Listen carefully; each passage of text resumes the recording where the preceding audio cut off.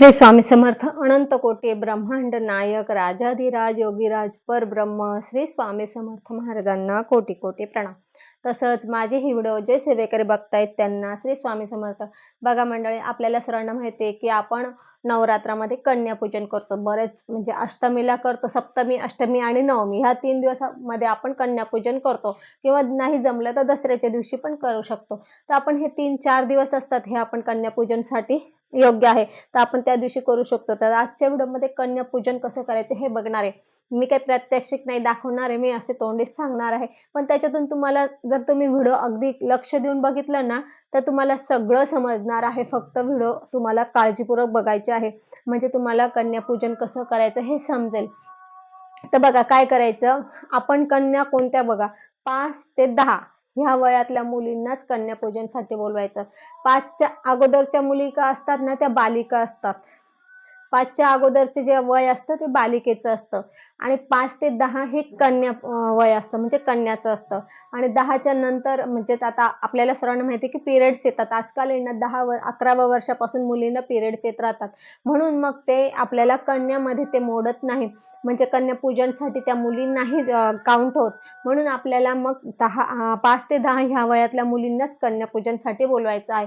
तर ह्या मुलींना आपण कसं बोलवायचं, कसं त्यांचं पूजन करायचं हे आपण बघणार आहे। आता आपल्याला 9 मुली बोलवायच्या आहे। 9 मुली का बोलायचं की नवदुर्गा म्हणून बोलवायच्या आहे। आता आपल्याला माहिती आहे नवदुर्गा आहे, एक जे दुर्गा आहे देवीचे 9 रूप आहे, म्हणून आपल्याला नवदुर्गा त्यांना बोलायचं असतं, म्हणून आपण त्यांना नवदुर्गा बोलतो।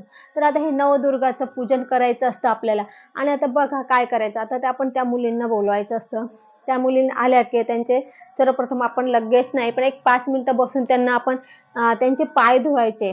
पाय धुवा, तुम्ही त्यांचे पाय धुवा, त्यानंतर त्यांच्या पायाचे पहिले पूजन करा, नंतर त्यांच्या कपाळाला हळदी कुंकू लावा, त्यांच्या कपाळाचं पूजन करा, म्हणजे त्यांचं हे ब्रह्मरंध्र असतं, कपाळ इथे ब्रह्मरंध्र असतं त्याच्या आपल्याला पूजन करायचं असतं।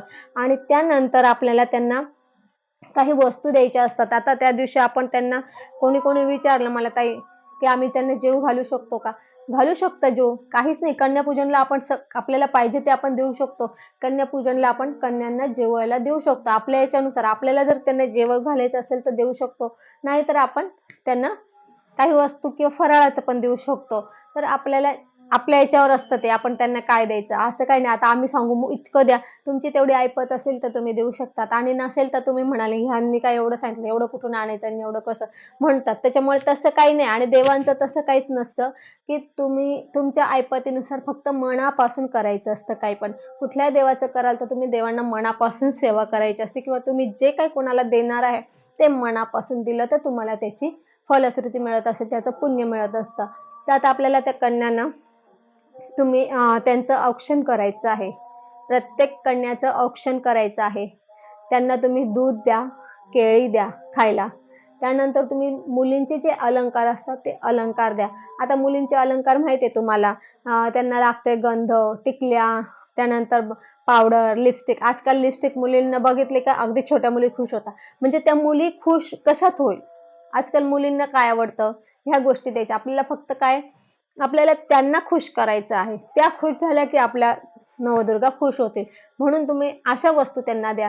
मग आता मुलींना आपल्याला देवीला अलंकार द्यायचे असतात, मग ते अलंकारच पावडर द्या, गंध द्या, टिकली द्या, बांगड्या द्या, त्यानंतर तुम्ही त्यांना लिपस्टिक द्या, चाप द्या, हे असं चाप द्या, क्लिप द्या, तुम्ही कानातले हार, अशा वस्तू त्यांना द्या की जे ज्या मुली वापरू शकतात अशा द्या। एक रुमाल द्या, किंवा तुमच्या याच्यानुसार काही पण द्या, तुम्ही एक कपडा द्या किंवा रुमाल द्या। हे सगळ्या गोष्टी आपल्याला द्यायचे, म्हणजे आपल्याला बघा आता असं मी सांगितलं एवढंच द्या, तुम्ही याच्यापेक्षा जास्त पण देऊ शकता किंवा त्याच्यापेक्षा कमी पण देऊ शकता, असं काही नाही की एवढं सांगितलं तुम्ही एवढंच द्यायचं आहे।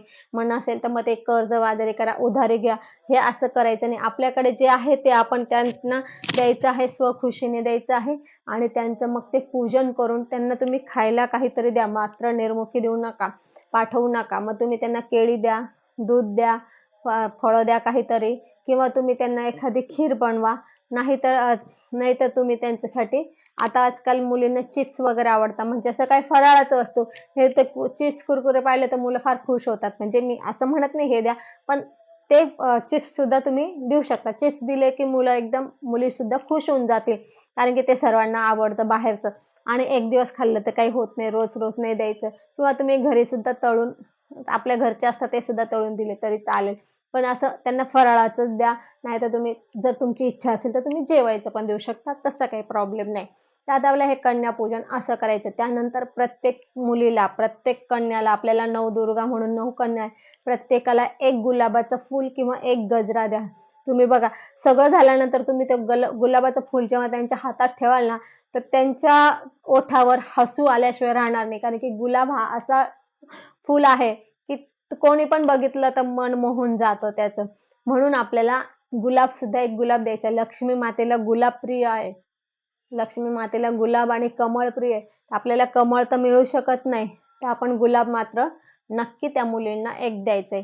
तर एवढं आपल्याला सगळं त्यांना द्यायचं आहे. त्यानंतर तुम्ही ते पाटाच्या भोवती रांगोळी वगैरे पण काढू शकता. म्हणजे त्यांना बसवायचं तिथं रांगोळी वगैरे काढू शकता.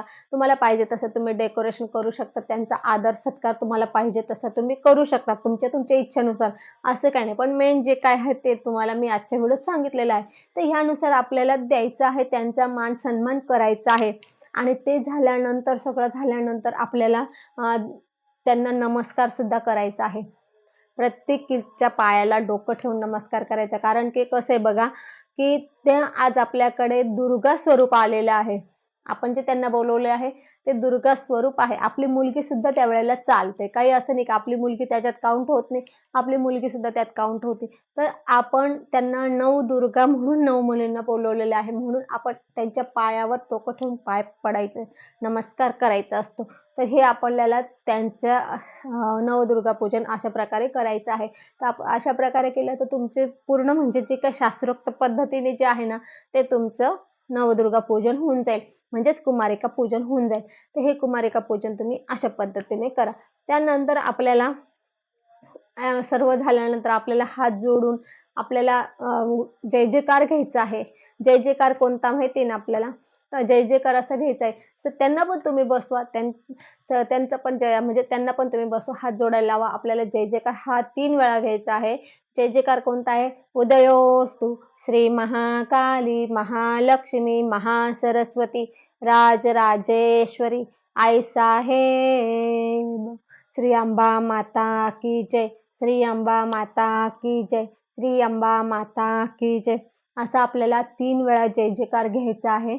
आणि 3 वेळा जय जयकार घेतल्यानंतर मग तुम्ही त्यांना जय जयकार घेतल्यानंतर तुम्ही हात नमस्कार करून देवीला मनोमन विनंती करायची आहे, की हे नवदुर्गा माते, हे दुर्गा माते, आज माझ्याकडनं माझ्या ऐपतीनुसार जे काही तुम्ही जे काही दिलं असेल, माझ्या ऐपतीनुसार आज हे नवदुर्गा पूजन मी केलेलं आहे, ते तुझ्या चरणी अर्पण करते, स्वीकार कर. जे माझ्याकडनं सेवा झाली आहे ती तुझ्या चरणी अर्पण करते. आणि जे माझ्याकडनं कमी राहिलेलं आहे सेवा करण्यामध्ये, बरोबर आहे ना, सेवा करण्यात आपल्याकडे कुठेतरी कमी राहतच. जे माझ्याकडनं सेवा करण्यात कमी राहिलेलं आहे त्याची मी माफी मागते, मला माफ कर. आणि हे जे काही मी तुझ्या चरणी अर्पण केलं आहे ते स्वीकार कर.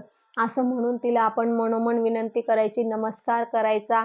आणि मग तुम्ही त्या मुलींना घरी जाऊ देऊ शकतात. किंवा तुम्हाला अजून काही तिथे काय त्यांच्यासाठी काय प्रोग्राम करायचा असेल तर तुम्ही करू शकतात. पण तेवढी तुमची पूजनची ही एवढी पद्धत आहे. तर अशा प्रकारे आपण नवदुर्गा पूजन करा आणि झालेल्या पूर्ण सेवेचं आपल्याला फळ मिळेल तेव्हा मिळेल आपल्याला. आणि आपली एक शास्त्रोक्त पद्धतीने पूजा झाल्याचे, कन्यापूजन झाल्याचं आपल्याला समाधान पण वाटेल. तर असो, आज आपण इथेच थांबू. झालेली सेवा स्वामींच्या चरणी अर्पण करू.